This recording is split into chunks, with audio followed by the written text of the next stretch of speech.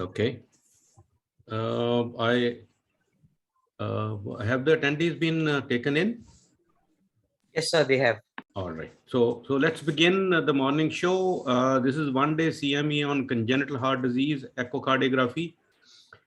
We, as adult cardiologists, are actually run into difficulty because we don't see too many patients of adult congenital heart disease or pediatric congenital heart disease, but we end up seeing patients once every now and then. And I thought to gather the best faculty of India to actually give you an idea of how to do adult echo in a congenital heart disease. So let's begin with the first talk by Dr. Saji Philip. Welcome all. And Dr. Saji Phillips is a senior consultant at Tiruvilla Medical Mission in Kerala. He is a fabulous person as a human being.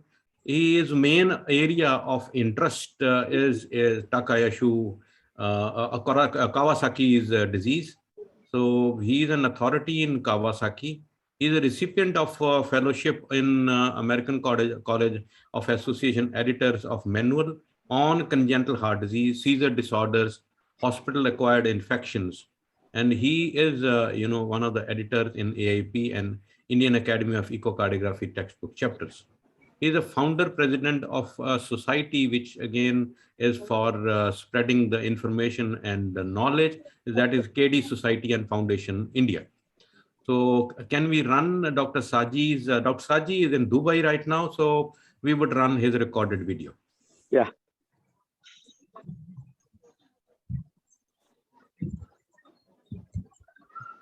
So very good morning to everyone.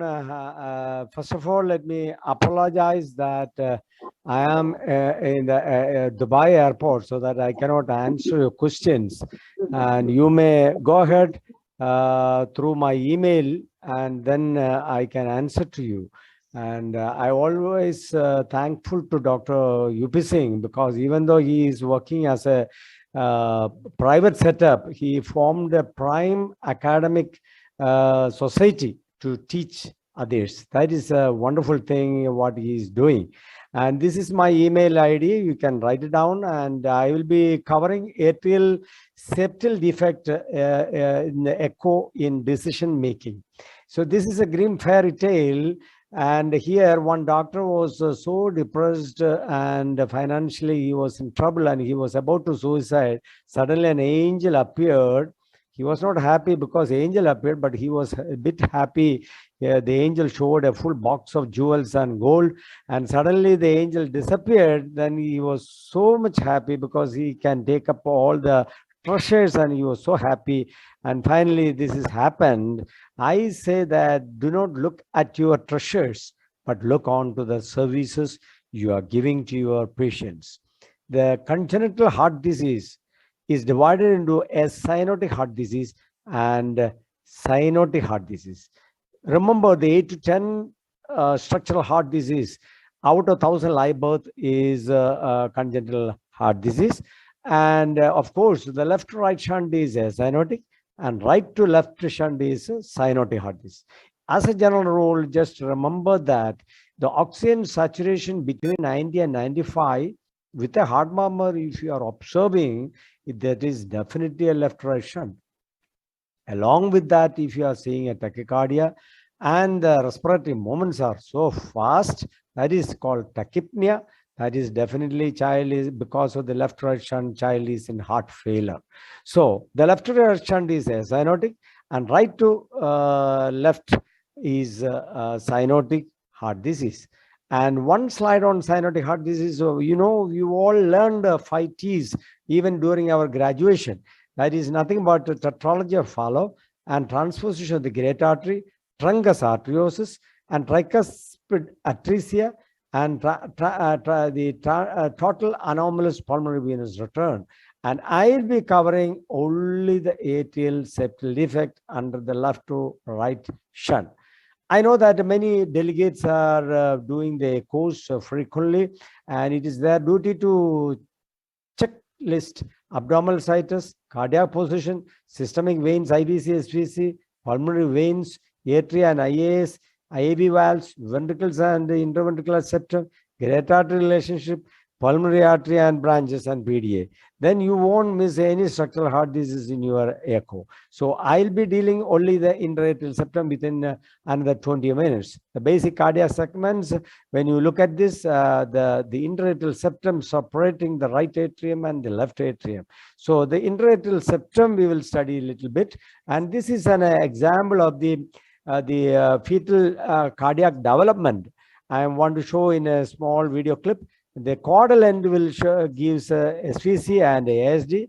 The cranial end will be the aortic root. And within 3 weeks, that is 21 days to 24 days, this cardiac tube will rotate and forms the caudal end, the SVC and IVC, and the upper portion will be truncus. And this truncus will be again further divided into atrial, the aorta, and the pulmonary artery. Look at this, the sagittal section of the 2-chamber heart with the 2 AV valve, and this 2-chamber will be divided and further to 4-chamber. Look at this, how the intra-atrial septum forms. There is a septum primum, grows from the upper superior end and go down and forms the ostium primum, and through which the right to the left shunt taking place at the fetal life. You know that is going to close, but God provided another hole that is called ostium secundum, and then the ostium primum will close. And another septum will form from the superior portion, and that is the septum secundum. And before touching, again another hole will form in the center, communicating with the ostium secundum, and that portion is called foramen ovale. The atrial septal defect embryology, as you know, in general failure of septation or the atrial septum.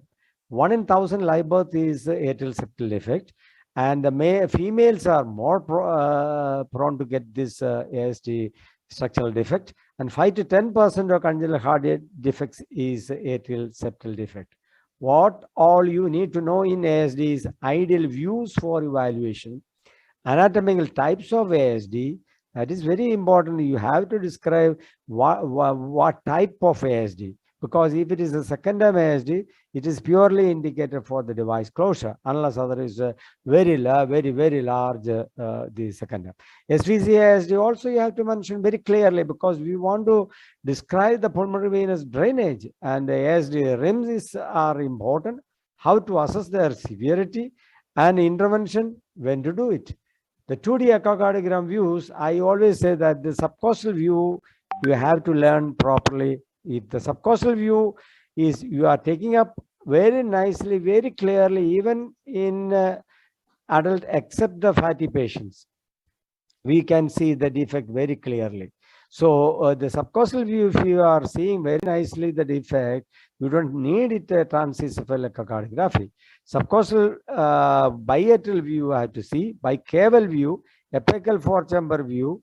I say that TE can be avoided if subcostal view is accessible in both children and adults, but TE is essential during the procedure in the cath room if it is moderate to large ASD, because you should not make any trouble of the device placement properly to place the device. This is the positions in pediatric echocardiography. Simply I am showing even sitting, right lateral position, on hand, make it as a pacifier, and very nicely you can see. In children, only the right lateral parasol view I take it only for the SVCASD demonstration. Otherwise, always in children, it's a supine position is best. The sedation, if I give one word, Finnergan is the best. In all my 20 years of experience, the Finnergan is superb, and it can be the child can be sedated. Only thing, if the child is slept while they're coming to your OPD, then may be a trouble. But even within 20 minutes, if you can give 1 dose of chlorohydrate like an add-on drug, then child will be sedated very nicely. But remember, both Finnergan and chlorohydrate can make irritability and severe cry can occur, that you just simply explain to the parents and they won't make any trouble with you. But now the midazolam is available.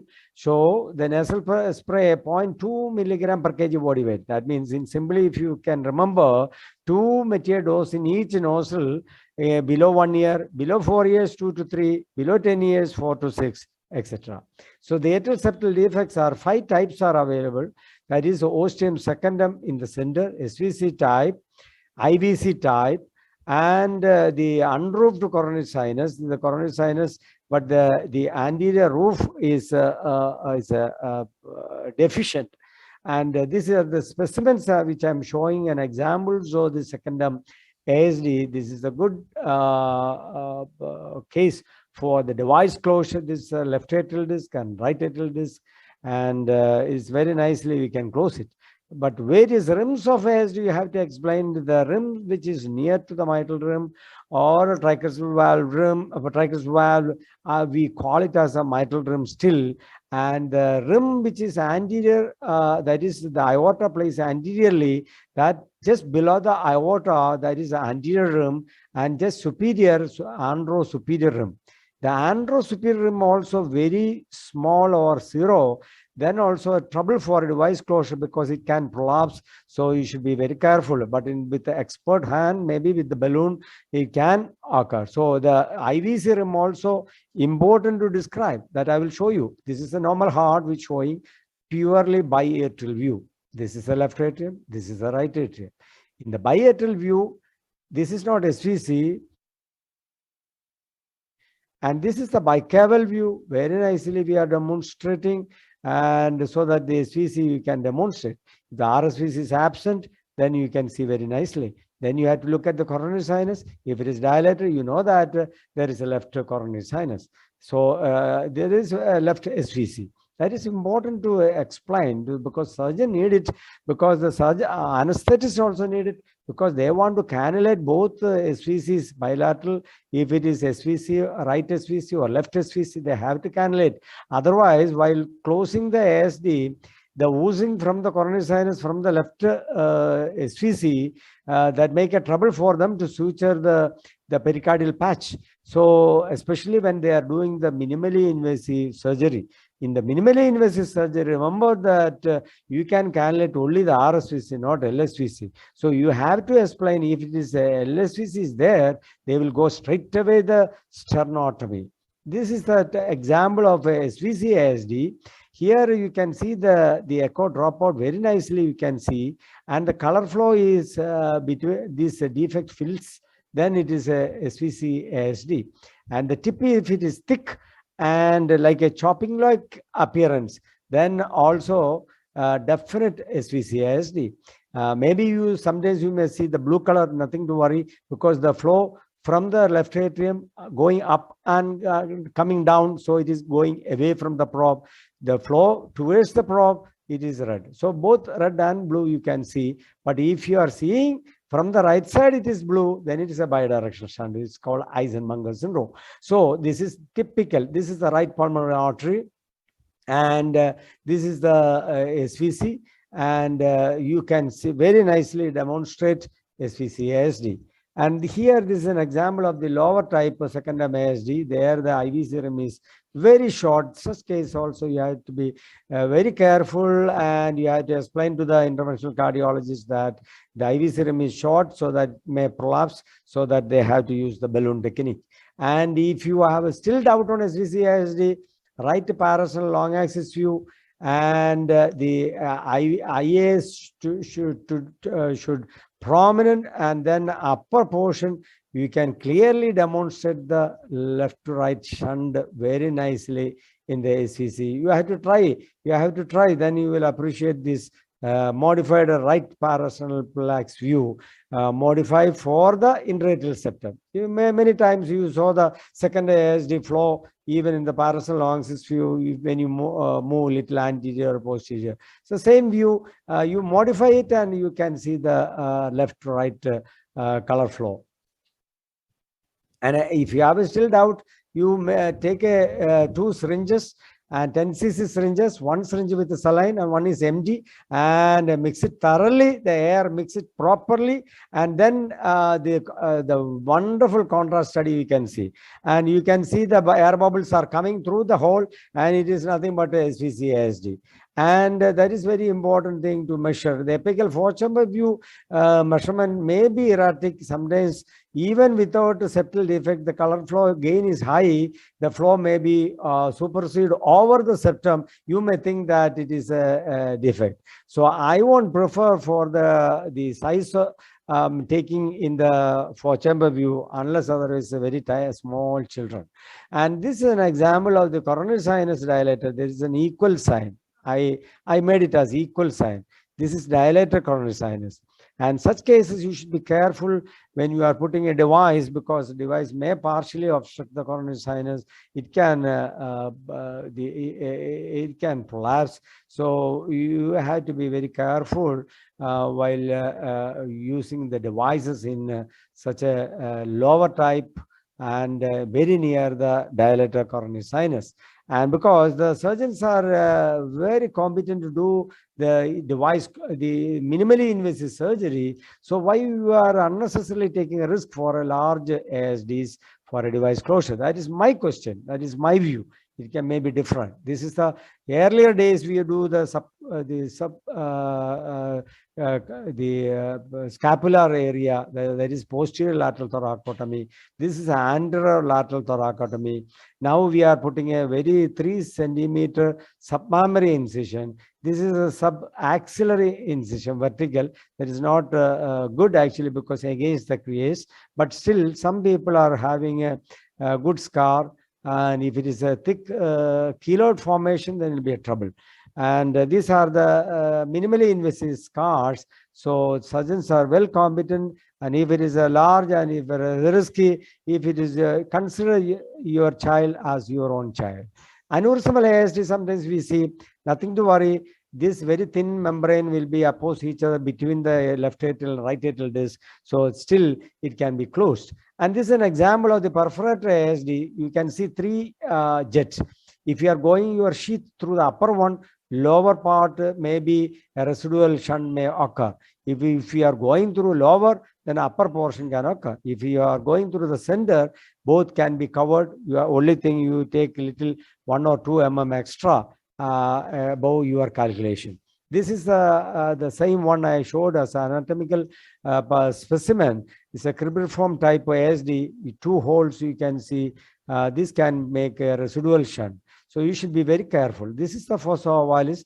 This is the septum secundum, and this is the septum primum, and this is the ostium secundum, that is the small hole. If this hole by echo, if it is less than 5, just wait and watch it. There is no atrial RA or RV dilatation. Just leave it alone.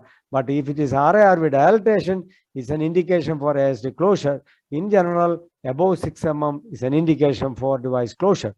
This is an example of the the upper or high type secondary ASD. Still, it can be closed. Whereas this one, the IVC rim is 0. So that is not able to close by your device. You have to send for the surgeons. So device we are putting in the left atrium disc and right atrial disc and oppose each other in the secundum type. And if you have 2 holes, still it is possible with 2 devices. And after post-procedural echo in ASD device with the TE probe in 90-degree bicaval view showed as in situ. How you know that in proper? Because this is my explanation diagrammatically. I said there's a dove shape. If the dove is there, you don't have to worry anything. You just remove the cable. That's all. Well fitted. If you are not seeing this dove, then you have to reposition it.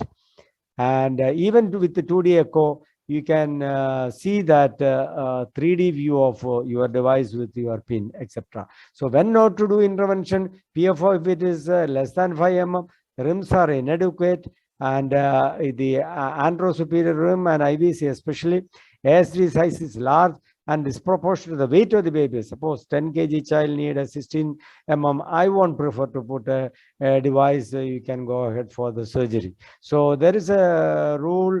If it is a very large ASD for a smaller weight babies, better go ahead for the surgery.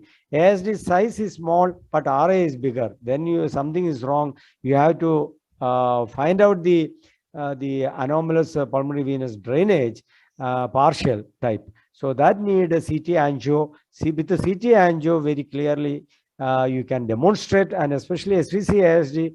I used to send all the SVC ASD for CT angio because we had a lesson that even we demonstrate all for pulmonary vein 2R draining into LA, 2R in the RA, but still there is an anomalous pulmonary vein 4 mm draining the innominate and SVC junction. If I am not doing the CT angio, I may miss it. So you have to identify the anomalous pulmonary vein also to tell to the surgeon that here draw a picture and show where are the pulmonary vein draining. So accordingly, they will put a flap and do the Warden procedure properly. So the role of cardiologist is a very important thing in the diagnosis of the ASD. And this is an example of the severe pulmonary artery hypertension. And always I say that while you are doing suspected cases with the device closure, put the sheath into the pulmonary artery and measure the pulmonary artery pressure. If it is less than 50% of the systemic, go ahead for device closure. If it is high, then you should be careful, because in Eisenmenger, especially with oxygen saturation is low, and there definitely is an Eisenmenger state, or near systemic also, leave it alone. Your ASD is a blessing for them. At least their life is longevity will be improved, and Eisenmenger is very dangerous to close. So thank you once again for this online CMA program to teach this ASD section. Thank you once again. Yeah, I had seen two questions.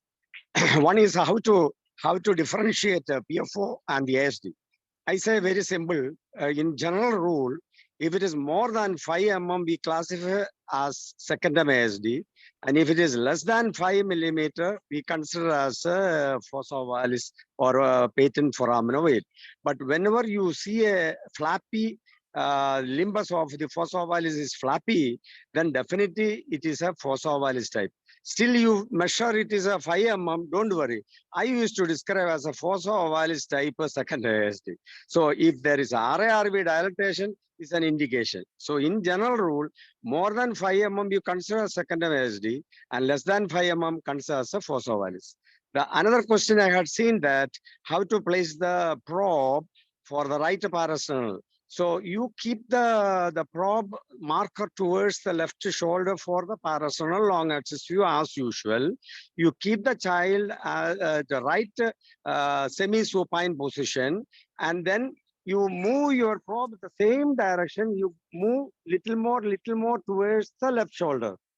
And then you can modify that parasternal long axis view. Mainly you see the intraatrial septum, and then you can see the SVC flow. Once you train, and you slowly will pick up. Thank you. Great, sir. Great, wonderful talk. The guys, you can keep on typing there is another question I think recently popped up. What is the significance of IAS aneurysm? The aneurysm significance in utero itself, it is a huge aneurysm. If you see like type A, type B, type C, the aneurysm towards the RS side, aneurysm towards the left side. If it is on either side, there is a classification. Don't worry about that. But in the fetal life, if you see a large aneurysm, remember that there is a chance of a premature closure of fossa ovalis. So you have to follow it up at 32 weeks of gestation to see the closure. If it is less than 2.5 mm at 32 weeks of gestation, it's a premature closure of fossa ovalis. It's a warning sign for obstetrician, and you have to advise for a preterm or a late preterm delivery. After the delivery, if you see a aneurysmal type, don't worry, just follow it up. Just follow it up, because there is a possibility to close with the force of the left to right shunt, this membrane will come and close. Initially, this flappy fossa valis I saw even in the right side. I thought that it won't close because the force is from left to right. But I had seen it is a chance of closure. So you wait for a natural closure. If it is not closing, then you wait for the RARV dilatation if you are seeing recurrent respiratory infection or the PA is dilated, then it is an indication for surgery. Otherwise, you just wait and watch. Perfect. I think in fetal life, there is something more, because if you have intraatrial septum aneurysm, which means that the septum is bulging 2/3 into the left atrium, the chances of supraventricular ectopics and tachycardia has been associated. There's another question.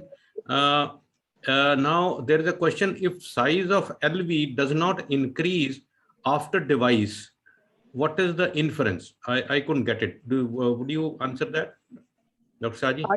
I think after putting the device, when the child grows, they think that the size of the defect also will grow. So the defect will be incompatible to the size. No, because once you put the device, within 40 days in the animal model study, there is an endothelialization taking place within 2 months, so that the edges and all will be covered very beautifully. Once if it is, I had seen if it is a large ASD, as the child grows up, definitely the size of the defect also increasing. That indicates definitely you have to go ahead for the device or intervention. So I don't think that disparity comes once you put the device. There's another question by Dr. Nilesh. Wanted to know the timing of device closure. When should you do it earliest, and till what age you can do it? See, normally the natural closure we expecting around small to moderate 80% will close by 2 years of age. As my experiences, I have put 200 cases of devices, and I had found that if it is less than 7.2 millimeter, up to 7.2 millimeter, I had seen the spontaneous closure. So all the cases you have to allow the children for a spontaneous natural closure. Unless otherwise it's a large ASD producing a pulmonary artery hypertension and child is a failure to thrive, recurrent respiratory tract infection, there is no need to wait for even after 2 years. You have to send for the surgery. If it is a large ASD, I cannot put a large device in a tiny baby. So I have a rule, 10 kg child, I used to put only 12 measurement. If it is a 12 kg, I put a 14 and 16. If it is a 14, up to 18, you can go. So you have to wait. If the child is hemodynamically stable, you can go up to 3 years.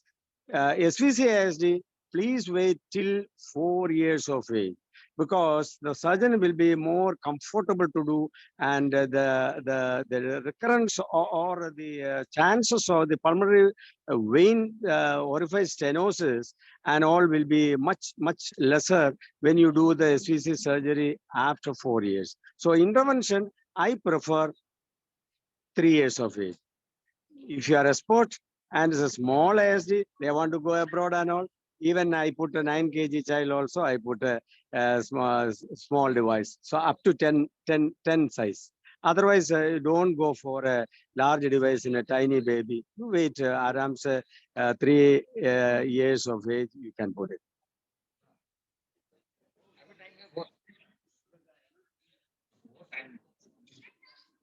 On schedule, it's exactly 9:30 in India. Yes. And how is the time in Dubai? It is 8:35, I think so. So, Yeah. so you're boarding the plane right now? Yeah, I'm boarding for the ticket. Fine. So maybe for the next talk we may not be able to see you. Yeah, I will try. I will try in the boarding place. Fine. Thank you, Dr. Saji. Wonderful and wonderfully taken effort. I think there are questions, but I think we would take them later on. And you can answer on the chat box, sir. Yeah. You can answer that on chat box. Yeah. Even now. I will do it. Yeah. Thank you. Back to the organizers, please.